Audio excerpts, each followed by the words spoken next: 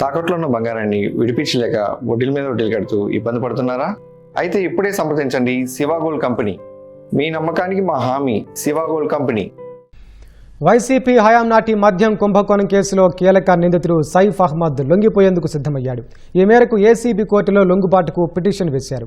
Counter దాఖలు చేయాలని సిట్ను ఆదేశించిన కోర్టు తదుపరి విచారణను ఆగస్టు 3వ తేదీకి వాయిదా వేసింది. మద్యం కుంభకోణంలో కొల్లగొట్టిన సొత్తును దారి మళ్లించడంలో సైఫ్ ప్రధాన పాత్ర పోషించారని ఆరోపణలున్నాయి.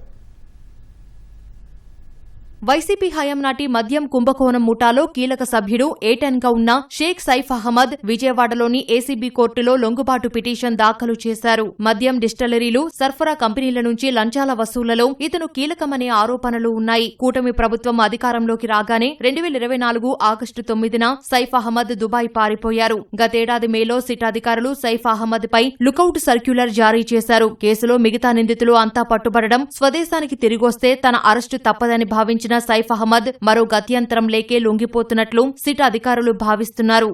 శ్రీకాళహస్తికి చెందిన సైఫ్ అహ్మద్ మద్యం కుంభకోణంలో కీలక నిందితులైన రాజ్ కేశరెడ్డి, ఈశ్వర్ కిరణ్ కుమార్ రెడ్డికి ఏజెంట్గా వ్యవహరించారు. వైసీపీ హయాంలో బెవరేజెస్ కార్పొరేషన్ ప్రత్యేక అధికారిగా పనిచేసిన సత్యప్రసాద్, డేటా ఎంట్రీ ఆపరేటర్ అనూషతో నిత్యం సంప్రదింపుల్లో ఉండేవారు. వీరిద్దరూ మద్యం విక్రయాల డేటాను రాజ్ కేశరెడ్డి ఆదేశాల మేరకు ఎప్పటికప్పుడు సైఫ్ కు చేరవేసేవారు. దాని ఆధారంగా ఏ డిస్టిలరీలు, సరఫరా కంపెనీల నుంచి ఎంతెంత లంచాలు వసూలు చేయాలో లెక్కలు కట్టి రాజ్ కేశరెడ్డికి పంపించేవారు. రాజ్ కేశరెడ్డి అలా వసూలు చేసిన లంచాల సొమ్మును దారి మళ్లించేందుకు ఈశ్వర్ కిరణ్ కుమార్ రెడ్డి పెద్ద ఎత్తున డొల్ల కంపెనీలు ఏర్పాటు చేశారు. వాటి నిర్వహణ, బోగస్ పత్రాలు, బిల్లుల సృష్టి, నగదు అక్రమ రవాణాలో సైఫ్ కీలకంగా వ్యవహరించారు. కూటమి ప్రభుత్వం వచ్చాక మద్యం కుంభకోణం మూలాలు వెలికి తీస్తుండటంతో రాజ్ కేశరెడ్డి, ఈశ్వర్ కిరణ్ కుమార్ రెడ్డి ముందు జాగ్రత్త చర్యగా సైఫ్ అహ్మద్ ను దుబాయ్ పంపించేశారు.